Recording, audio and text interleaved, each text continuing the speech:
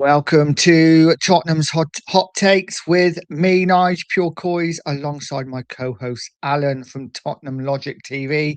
Each week, we dive into the biggest talking points, bold opinions, and hottest takes surrounding Spurs. Nothing is off the table, and we're here to say what everyone else is thinking. Get involved in the chat. We want to hear your thoughts on the questions we are asking throughout the show. Your opinions matter, so please don't hold back. And if you're enjoying the stream, make sure you like and subscribe to both channels. You can find Alan's channel link down in the description. Let's get into it. Alan, how are you, mate? Yes, as a human being, am I? As a Tottenham fan, I am devastated. But yeah, life goes on, mate. Life goes on. Guys, it's been a few weeks since we did one of these. I think the last time we did one, we are probably 5 or 6 points clear of the relegation zone. And now we're right in the mix. So listen, it's going to be an interesting last couple of months. Let's get straight into the show, guys. As you're watching, please do us the honor of smashing a like, hitting the subscribe, as I've said, to both channels. So the first question, mate, is this: who will be our next manager, and who do you want? Okay, so I'll go to the rumours. So the rumour mill is De Zerbi. I think it's Adolf Hutter. Robbie Keane's been in there. Tim Sherwood. I'd say Harry Redknapp's been mentioned a few times. Even Big Sam Allardyce has been mentioned just lately. The reports are saying it's more than likely going to be that Adolf Hutter guy. I digged into him. I didn't know who he was. Don't know much about him. So obviously I did my little bit of research on him, and he sounds good on paper, just like Igor sounded good on paper.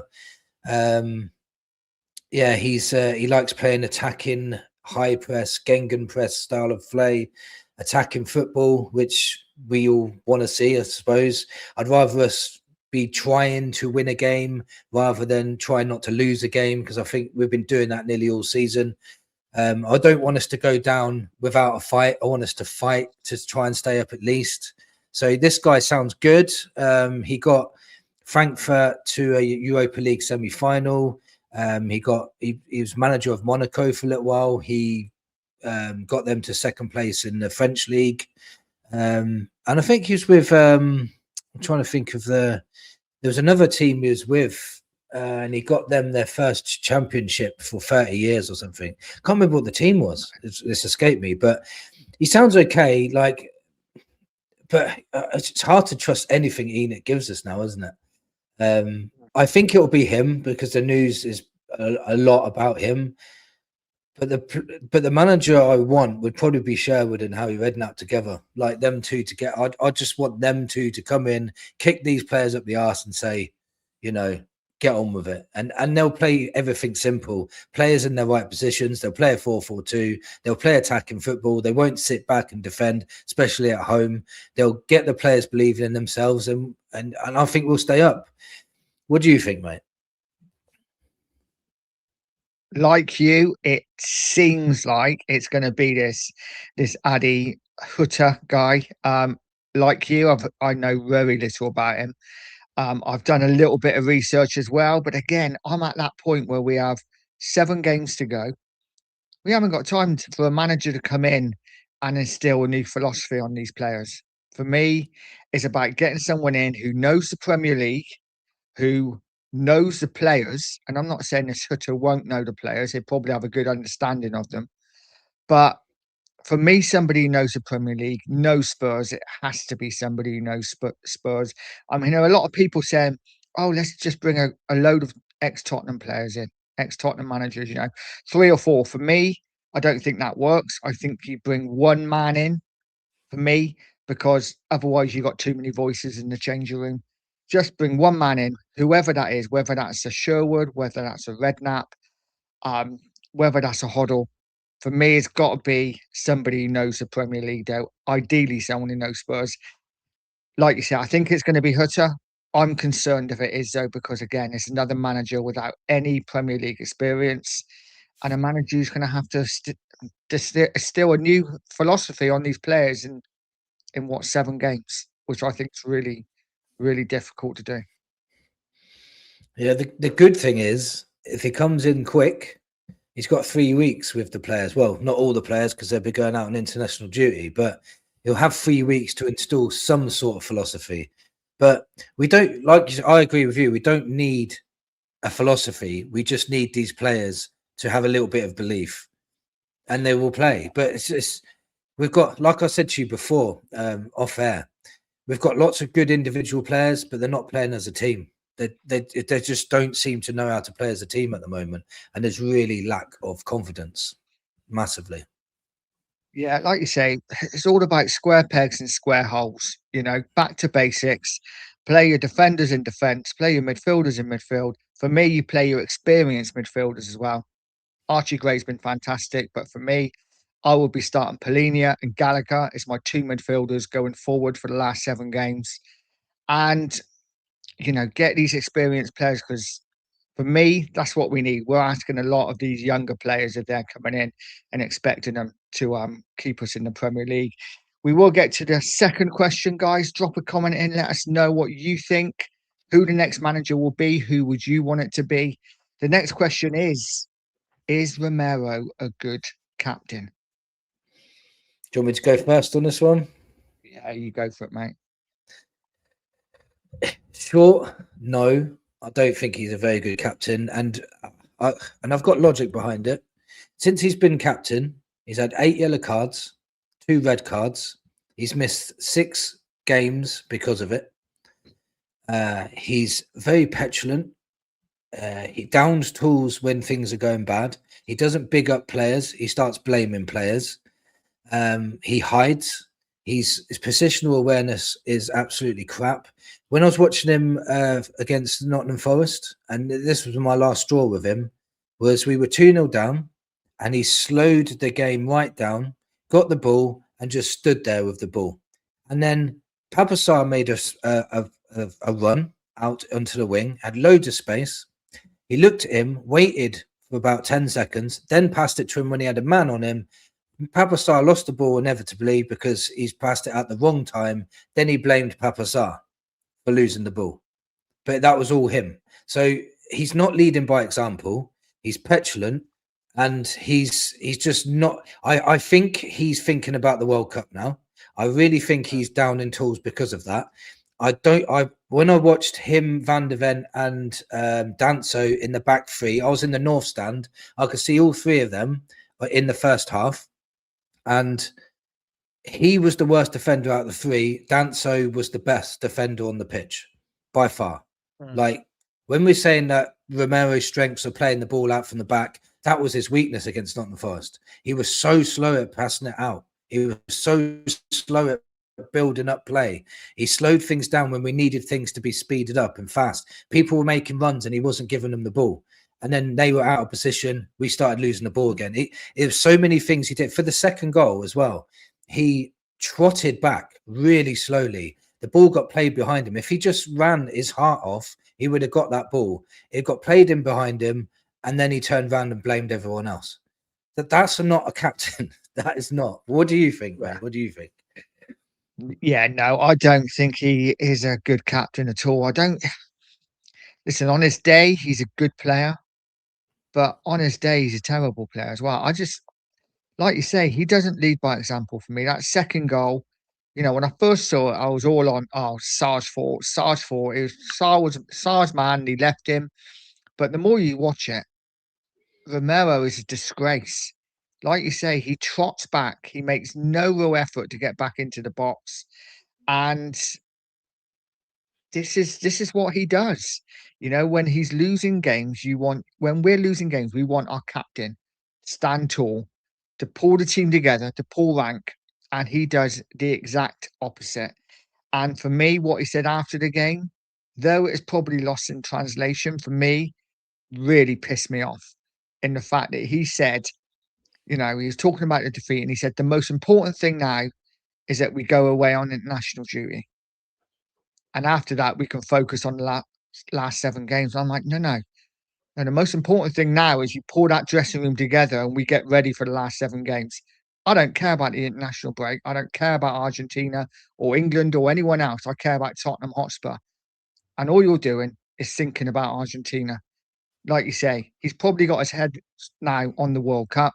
He has, yeah. As probably a few of them have, this is my concern going forward into these last 7 games. That a lot of these players now have their heads focused on the summer tournament and want to stay fit for it, and maybe aren't going to put that same amount of effort in. I don't know. We will see. But for me, yeah, Romero is not a good captain, and I wouldn't be disappointed to see the back of him in the summer. Apparently, he has a £60 million release fee signed into his contract, doesn't he? If Real Madrid, I heard Barcelona, that or today as well, Atletico yeah. come in for him, yeah, I say good Yeah. luck. Good luck getting them interested in you, mate. The way you're playing. I don't think they'll Um, want him, mate. I don't think they'll sign no, him. I don't think they will. He signed a 5-year contract because they didn't want him. That's why he signed. That's the truth of the matter. yeah, no, I agree, mate. Here we go then. The last question, guys. Let us know what you think about Romero. Is he a good captain? Is he a bad captain? Are we being harsh on him? Let's get to the last question, and it's the question that nobody wants to answer. Really, it is: will Tottenham get relegated? Go on, mate. It's not over till it's over. We have to start with that. Yeah. If we carry on, we've got 21 points to play for. I think it's 21, isn't it? We've got 1 point in the last 21. That's the run we're on. So if we carry on with that, we're going to have 2 points in 42. We'll go down 100%.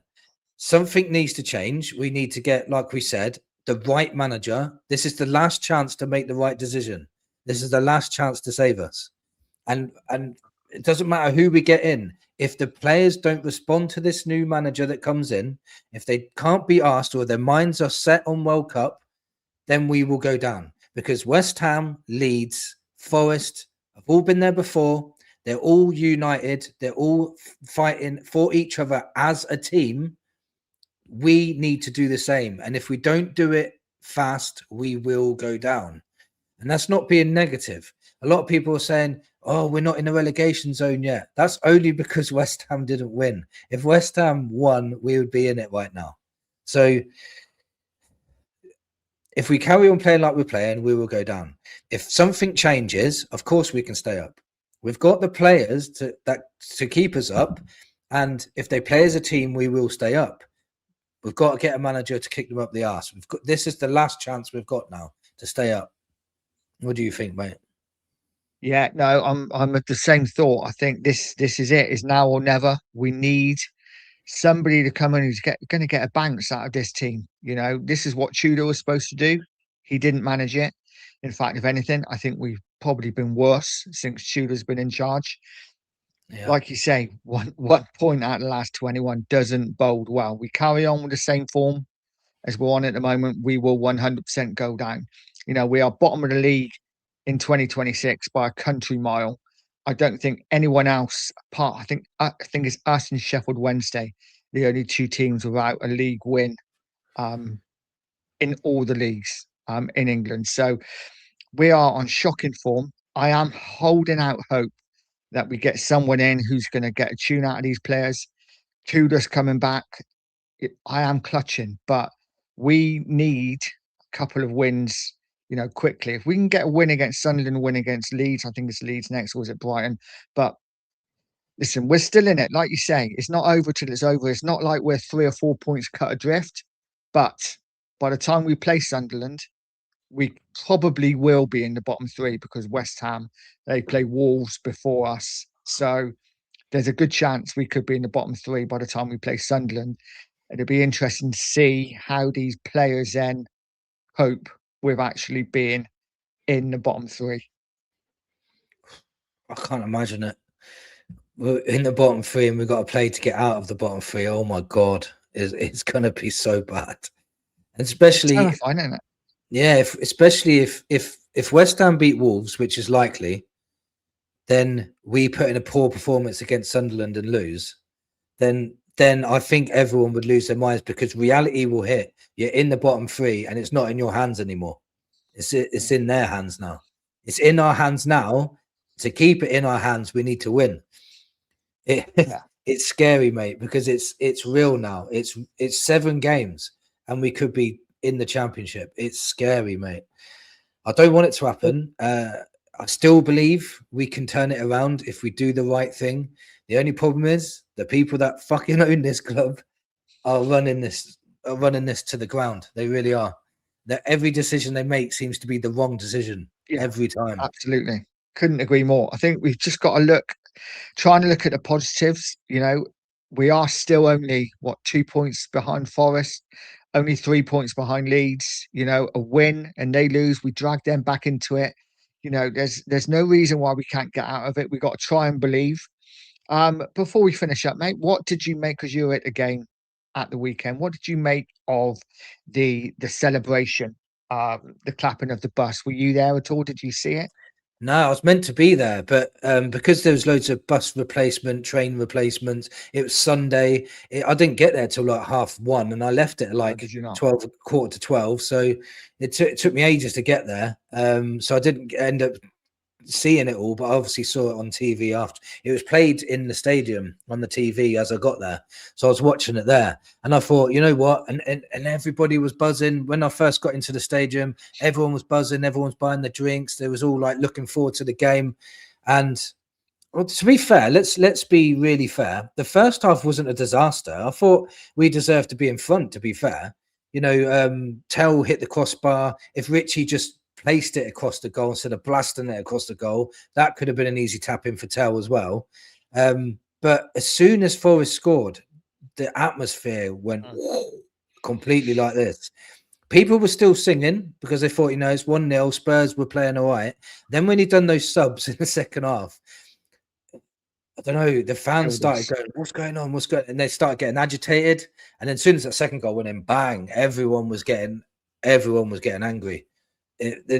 Everybody around me was swearing, they were fuming, they were saying, why did I come here? I've ruined my Sunday again, like, you know. And then when the third went in, the anger was exploded. Like everybody that I could hear was just swearing, saying they're never going to come back again, they're done with this club. And it went from one of the best feelings that Tottenham have had in ages to the worst feeling in ages.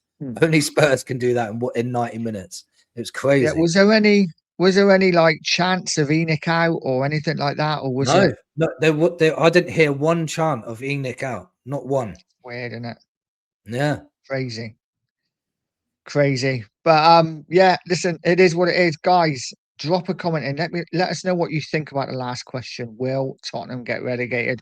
Fingers crossed we won't. Alan, thanks for joining me, mate. No worries, mate. Always. Guys, please don't forget, smash a like, hit the subscribe for both channels. Have a great day. And as always, come on, you Spurs. Come on, you Spurs.